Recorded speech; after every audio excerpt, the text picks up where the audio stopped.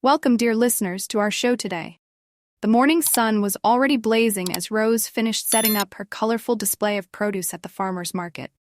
She was wiping her brow, trying to catch her breath, when a familiar voice boomed across the aisle.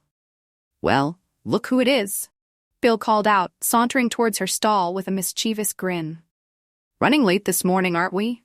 Been waiting for you, Rose?" Rose's head shot up. "Bill, you know how to make a girl blush," she chided, playfully swatting his arm with her hat. "Keep it down, will you? People might get the wrong idea." "Aw, relax, Rose," Bill chuckled, leaning closer. "It's just harmless fun. Besides, what they don't know won't hurt 'em, right?" "Easy for you to say," Rose grumbled, though a faint smile played on her lips. "Your Mary's got eyes everywhere. If she catches you flirting with me again, we'll both be in hot water." "Oh, relax. She's too busy gossiping with the other ladies to even notice," Bill reassured her, waving a dismissive hand. "Speaking of, where's your old man? Still passed out from last night's bender?" Rose sighed, her shoulders slumping. "Probably. You know how he gets it." "Well, that explains the grumpy face," Bill teased, giving Rose a playful nudge. "What you need is a little fun in your life. Tell you what, why don't I come over later? Tom and I can crack open a cold one, and you can tell me all about it." Rose's heart skipped a beat. Bill's offer was tempting. She knew better than to get involved. "Thanks, Bill, but I'll be fine," she said, trying to sound firm. "Maybe some other time. Now go on, get back to your Mary before she sends a search party." Bill shot her a knowing look, his eyes lingering on Rose for a beat too long before finally turning away. All right, I'm going, but don't think this conversation is over, Rose." He winked and sauntered off, leaving Rose to grapple with the unsettling mix of apprehension and excitement swirling within her. Rose fumed inwardly as she unloaded crates of tomatoes and zucchini, her arms aching from the effort. Tom, her good-for-nothing husband, was still passed out at home, leaving her to handle the market setup alone as usual. It wasn't fair. She was the one busting her tail, while he wasted away, drowning himself in Budweiser and self-pity. And Bill? Well, he wasn't exactly making things easier. He was a charmer. That Bill always knew how to make a woman feel special. Rose tried to convince herself it was just his friendly nature, but deep down, she knew there was something more to those lingering looks and playful touches. She'd be lying if she said she didn't find him attractive. He was a welcome distraction from her monotonous life and her increasingly distant husband. She had to be honest with herself. If she could go back and choose again, Bill might have been the one. But that was dangerous territory. Rose shook her head, banishing the thought. She had a good life, comfortable life. They weren't rich, but thanks to her thriving market stall and Tom's inheritance, they had more than enough. Their 2 kids were grown and gone, living their own lives up north. It was just her and Tom now, rattling around their empty nest. She still turned heads at the market, though. Men especially seemed drawn to her easy smile and that mischievous glint in her eyes. Rose might be pushing 50, but she didn't feel it, not really. Years of working outdoors had given her a healthy tan and a strength that belied her age. She carried herself with a confidence she didn't always feel. Looking back, Rose knew she hadn't married Tom for love. He'd been the catch back then, the golden boy from the right side of town with a trust fund and a cocky grin. She was young, ambitious, eager for a life free from the drudgery of her parents' farm. A comfortable life, a secure life. That's what she craved. Love, she figured, could wait. It didn't take long for the cracks to show. Tom loved the good life, but he didn't have the drive, the work ethic Rose possessed. He dabbled in this, lost interest in that, his inheritance slowly dwindling away as he chased one fleeting pleasure after another. Gambling, booze, women, they'd all taken their turn. These days, it was the bottle that held him captive. Some mornings, Rose would find him passed out on the kitchen floor, reeking of cheap whiskey and regret. He rarely apologized anymore. Their fights, once explosive, had devolved into a weary silence, a chasm that seemed to widen with each passing day. It was this emptiness, this aching void in her life that drew Rose to Bill. They'd all grown up together, their families intertwined for generations. Bill and Tom had even been best friends in high school, though their paths had diverged long ago. Bill had married his high school sweetheart, Mary, and settled into a quiet life, on the other side of town. He'd taken over his father's fishing business, supplying the market with fresh catches each week.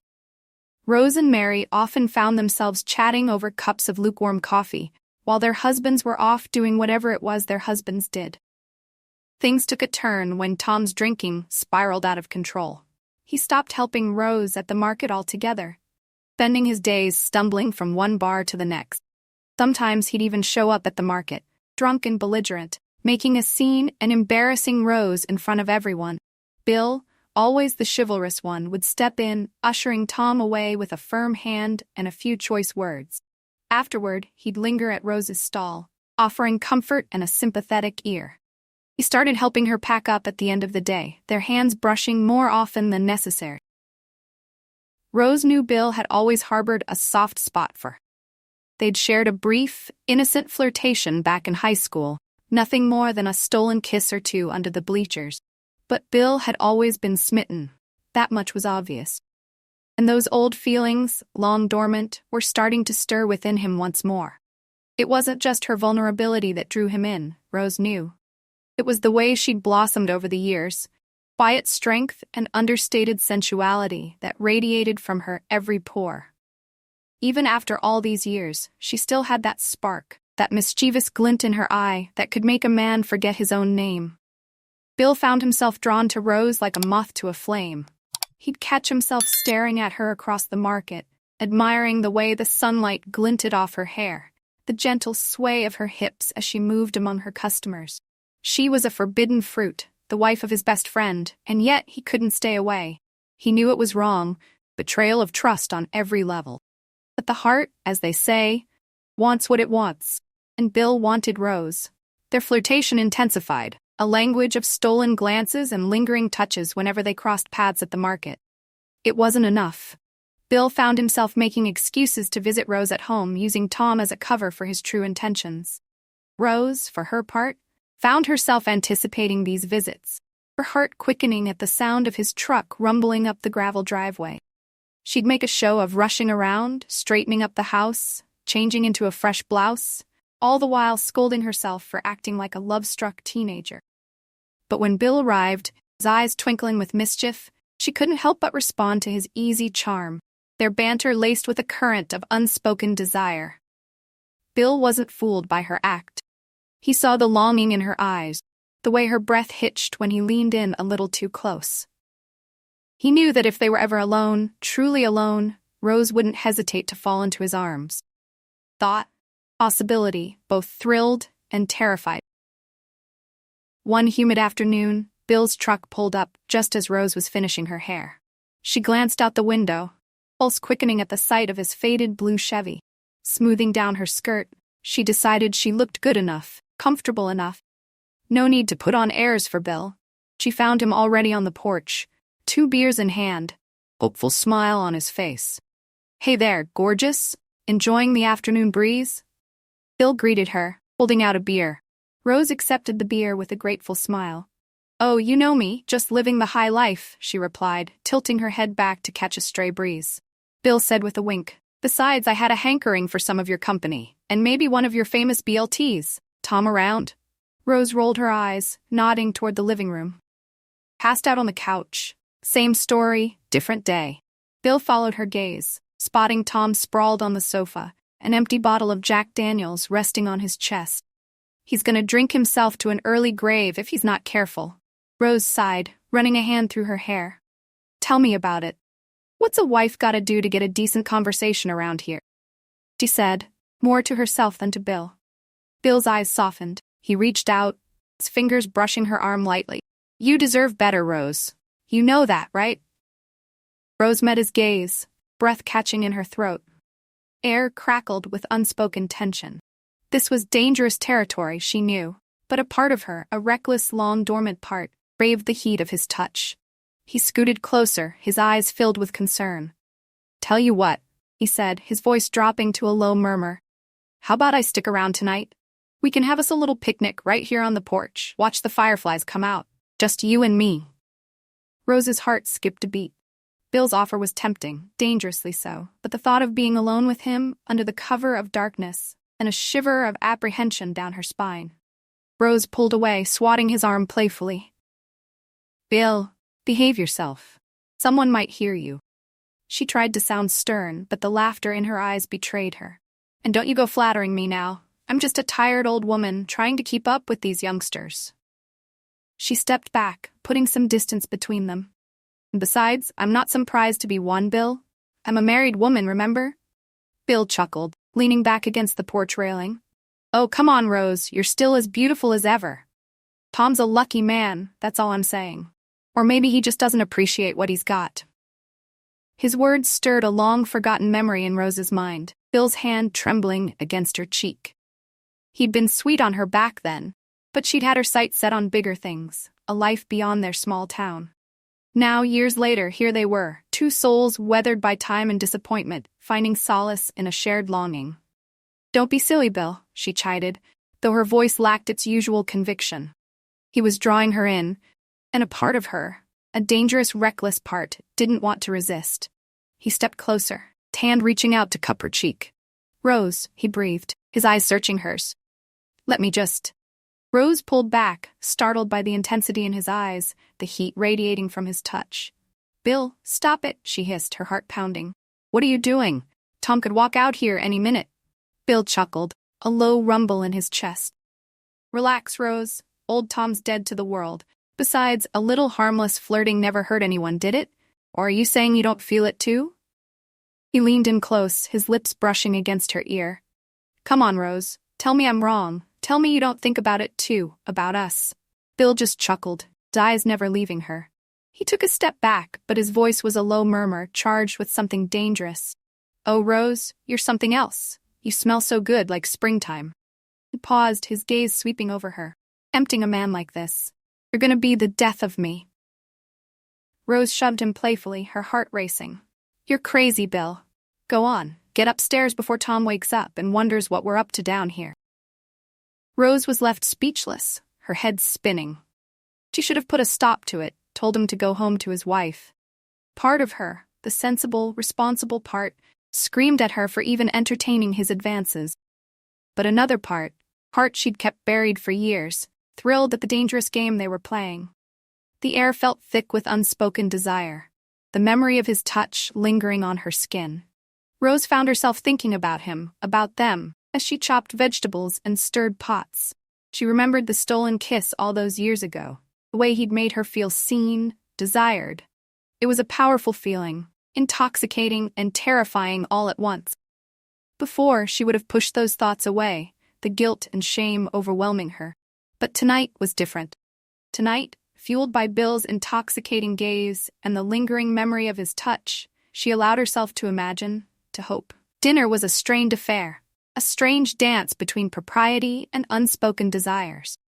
Tom, energized by Bill's presence and a steady stream of bourbon, regaled them with rambling stories, oblivious to the charged glances passing between his wife and his best friend.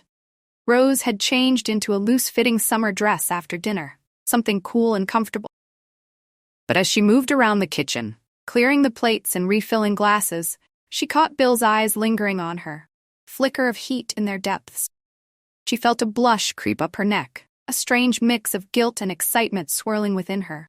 Bill was a master at this game, his touch lingering a beat too long as he brushed past her, his knee grazing hers under the table. Rose tried to ignore it, to focus on Tom's drunken ramblings, but Bill's attention was intoxicating, a potent reminder of the desires simmering beneath the surface. After what felt like an eternity, Tom finally slumped forward, passing out cold mid-sentence. Bill, stone-cold sober despite the amount of bourbon he'd seemingly consumed, helped his friend to the guest room, his eyes twinkling with a mixture of amusement and anticipation. Rose, her heart pounding in her chest, quickly began clearing the table, desperate for something to do, something to distract her from the tension crackling in the air. Bill reappeared, his gaze following her every move. Before she knew what was happening, he was behind her, his arms wrapping around her waist, pulling her close. He's out like a light, he murmured, his lips brushing against her ear. We're all alone now, Rose, just like I promised. Rose froze, his touch sending shivers down her spine. Bill, don't, he whispered, her voice trembling. This is crazy. We can't. Can't what, Rose? He murmured, his fingers tracing circles against her skin. Can't admit how good this feels? How long have we both been living like ghosts, Rose? Don't you crave this too? Tink, passion. Rose's mind was a tangled mess of desire and guilt. One minute she was fantasizing about Bill's touch, the next she was horrified at the thought of betraying Tom. But Bill, sensing her hesitation, didn't give her time to overthink. He was pacing the living room, restless, his eyes flickering towards her every few seconds. Checked on Tom, a shadow of a smile crossing his face when he confirmed his friend was still snoring peacefully. Finally, after what felt like an eternity, Rose finished washing the last of the dishes. Wiping her hands on her apron, she stepped out onto the porch, her heart pounding in her chest. "Well, I'm turning in. You sure you won't stay over, Bill?" she called out, trying to sound casual, though her voice shook slightly. "I've got the guest room all made up." It was a lie, of course. She just wanted him gone, wanted to banish these dangerous thoughts from her mind before she did something foolish. Bill wasn't buying it. He was at her side in an instant, his hands firm on her arms, his gaze burning into hers. "Don't play coy with me, Rose. You want this, I know you do," he murmured, his voice husky with desire. Pulled her close, his lips brushing against her ear. "Come on, Rose. Just one taste. No one has to know." The world seemed to tilt on its axis as Bill led her towards the bedroom, his hand firm on the small of her back. Rose's head spun, a potent mix of fear and excitement coursing through her veins.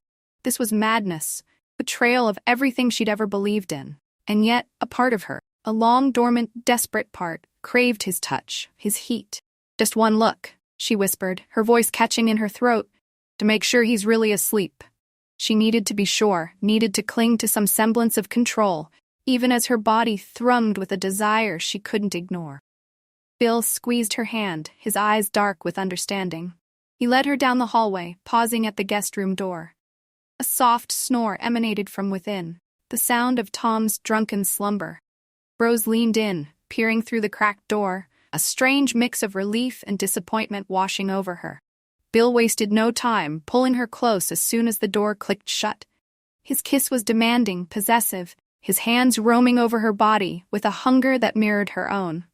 All thoughts, all doubts, vanished as she surrendered to the heat of his touch, the world narrowing to the feel of his lips on hers, the scent of his skin, the intoxicating warmth of his body pressed against her own. Bill knew, without a doubt, that Rose was his. He could see it in her eyes, the way her body responded to his touch. If there was a next time, and he had a feeling there would be, he wouldn't have to be the one to make the first move. Rose, once a prisoner of her own good intentions, was finally breaking free. Afterward, as they lay tangled in the sheets, Bill held her close, his fingers tracing patterns on her bare skin. "You're amazing, Rose," he murmured, his voice thick with emotion. "I always knew you were something special." Rose, her body still thrumming with a pleasure she'd almost forgotten existed, snuggled closer, burying her face in the crook of his neck. But as the afterglow faded, reality began to set in. "Bill, we can't do this again," she whispered, her voice choked with guilt. "It's wrong. What if someone found out?" The thought of Mary, of her friends, of the entire town knowing her secret filled her with a cold dread. "Shh. Relax, Rose," Bill soothed, his fingers tracing circles on her back. "No one will ever know. It'll be our little secret. What happens between us? It's special. We deserve this, Rose, don't we?" Rose lay awake long after Bill had gone, her mind replaying the events of the evening. Feel of his touch sending shivers down her spine. She couldn't remember the last time she'd felt so alive, so desired. The next morning at the market, she found herself seeking him out, her heart quickening when their eyes met across the crowded aisle. Gone was the hesitant, guilt-ridden Rose of yesterday. In her place stood a woman transformed, her eyes sparkling with a newfound confidence, a hint of mischief playing on her lips. They fell into a rhythm, a dangerous dance of stolen glances and secret rendezvous. Bill would drop by to check on Tom, their visits stretching longer and longer, their conversations more and more intimate. They found excuses to be alone, running into each other at the grocery store, meeting for coffee on their lunch breaks. Rose, once terrified of being caught, now found herself craving these stolen moments, the thrill of the forbidden, making their encounters all the more intoxicating. Their affair, fueled by guilt, desire, and a healthy dose of recklessness, continued unchecked for months. Rose became bolder, more reckless. Bill's truck was a familiar sight in her driveway, their laughter echoing through the quiet house long after Tom had passed out for the night. Small towns have a way of unraveling secrets. Whispers started circulating, fueled by Bill's constant presence at Rose's stall and their increasingly obvious displays of affection.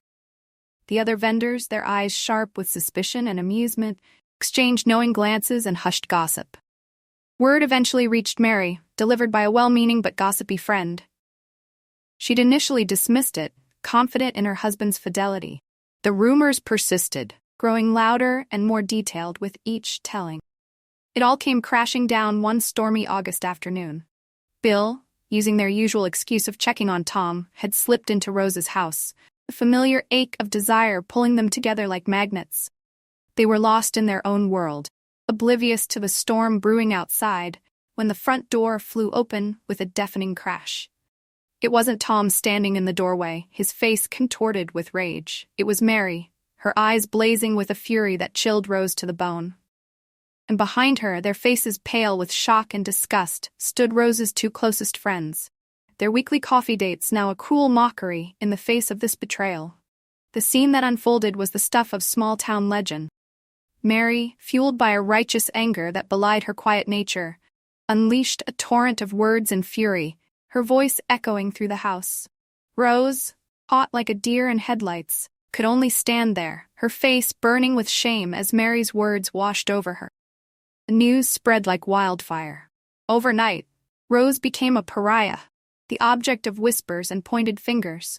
She couldn't show her face at the market, couldn't bear the pitying glances and hushed conversations that followed her every move. Her friends, once a source of comfort and support, were nowhere to be found. Rose was left to pick up the pieces of her shattered life, the weight of her betrayal crushing her. The shame, the guilt, the knowledge that she'd destroyed everything she'd held dear, was almost more than she could bear. Rose never set foot in the farmer's market again. The shame was too great. The memory of Mary's face, contorted with betrayal and rage, forever seared into her mind. She became a recluse, hiding away in her empty house, her once vibrant spirit crushed beneath the weight of her actions. She'd lost everything. Friends, her reputation, her pride.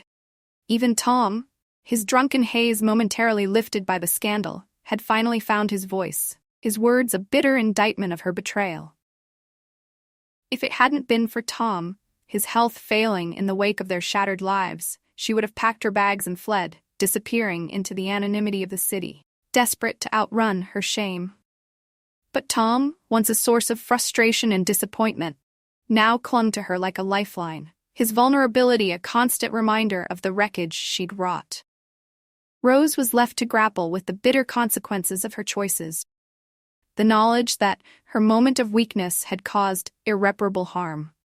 She'd betrayed her husband, friends, and herself, all for a fleeting moment of pleasure, a taste of forbidden fruit that had turned to ashes in her mouth. It was a hard lesson learned, one she'd carry with her for the rest of her days.